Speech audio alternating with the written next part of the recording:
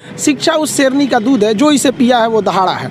और आप अगर दहाड़ना चाहते हैं तो शिक्षा के सिवा कोई रास्ता नहीं है आपको, फिर सब हर कदम पे लोग आपको दबाते हैं। कलाम साहब ने भी कहा था कि किसी देश का भविष्य किसी कॉलेज के अंतिम बेंच पर बैठा हुआ विद्यार्थी के देख क्या बता सकते हैं। गरीबी होना कोई पाप नहीं है। एक रेस के घोड़ा को अगर आप देखिएगा ना, तो रेस पे घोड़े पे जो बैठा होता है घुड़सवार, उस घोड़े को बहुत मारता है, इतना तकलीफ देता है कि घोड़ा को समझ में नहीं आता है कि हमको तकलीफ क्यों दे रहा है। लेकिन रियलिटी में देखिएगा ना तो उसका मालिक उस घोड़े को जिताना चाहता है।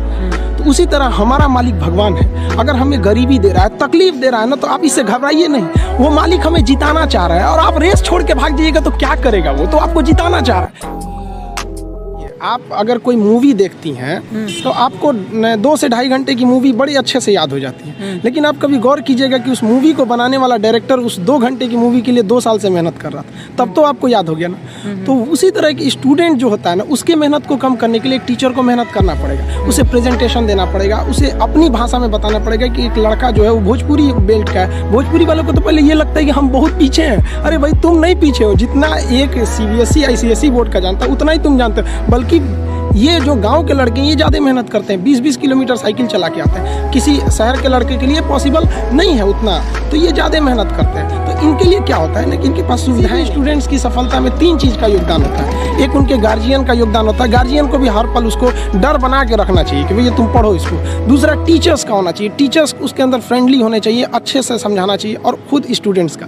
अगर ये तीनों का संयोग हो गया ना तो दुनिया में ऐसा कोई चीज़ नहीं है जिसे जीता नहीं जा सकता। जिस दिन हिंदुस्तान का लड़का इस एनर्जी के साथ स्कूल में जाएगा, जिस एनर्जी से वो सिनेमा घर में जाता है किसी मूवी को देखने के लिए, उस दिन ये देश बदल जाएगा। और ये पक्का बदलेगा, ये मेरा पूर्ण विश्वास है। थोड़ा वक्त लगेगा लेकिन ऐसा नहीं है कि बदलेगा नहीं। पढ़ाई इतना दिलचस्प चीज़ होता है ना कि आपको 1 घंटे का क्लास कब खत्म हो जाएगा पता ही नहीं चलेगा, बशर्ते टीचर्स उस माहौल में देखा हो। देखिए पढ़ाई की 2 चीज़ें होती है। एक टीचर जो होता है ना वो तो पढ़ लिया, उसका लेवल बहुत ऊपर है, और जो स्टूडेंट है ना वो तो अभी शुरुआत कर रहा है तो उसका लेवल बहुत नीचे है। बड़ा अंतर होता है ना ये 2 चीज़ों में समन्वय बनाना। जैसे सुई में धागा डालना, दोनों को एक लाइनर होना जरूरी है तो ही जाएगा।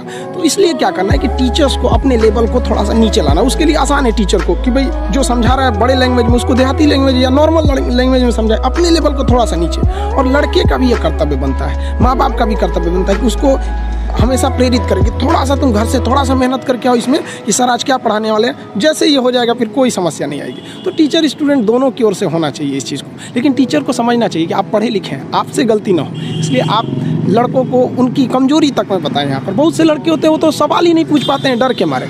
ये नहीं होना चाहिए क्योंकि वो टीचर को टीचर समझ रहा है। लेकिन अगर टीचर को जिस दिन वो दोस्त समझने लगेगा ना, वो सवाल पूछेगा।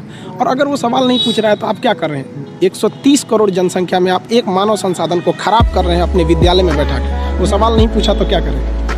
मेरे लाइफ का एक ही प्लान है कि भाई जो स्टूडेंट्स हैं ना, स्टूडेंट्स ये इस देश को बदल सकते हैं। आज़ादी से पहले अगर आप गौर कीजिएगा ना तो देश को बदला था वकीलों ने मिलकर। आप चाहे वो महात्मा गांधी को उठाइए, जवाहरलाल नेहरू, मोतीलाल नेहरू, या भीमराव अंबेडकर साहब, सरदार पटेल, या जितने भी हमारे स्वतंत्रता सेनानी रहे, तो ज़्यादातर लोगों ने वकील थे वो उस वक्त में। लेकिन अभी की जो दौर है वो युवाओं के हाथ में, स्टूडेंट्स के हाथ में। अब युवा अपने अधिकार के लिए आप दबिए नहीं, आप दबेंगे तो दबाएंगे। और आप पढ़े लिखे होकर दब जाएंगे तो फिर एक अनपढ़ को तो कुचल दिया जाएगा, उसको दबाया ही नहीं जाएगा। तो अब स्टूडेंट्स जाग गया है, अब स्टूडेंट्स को कोई नहीं रोक सकता। आगे वाले देश का भविष्य वही है। और हमारे कलाम साहब ने भी कहा था कि किसी देश का भविष्य किसी कॉलेज के अंतिम बेंच पर बैठा हुआ विद्यार्थी के देख के। स्टूडेंट सरकारी स्कूल में पढ़ने जाता है तो आपको क्या लगता है उसको कितना नॉलेज मिलेगा? वो 1 घंटा बैठेगा तो 1 घंटा में कितना नॉलेज गेन कर पाएगा? तो वहाँ एक कॉलेज के मैनेजमेंट की भी गलती है और स्टूडेंट्स में भी है कि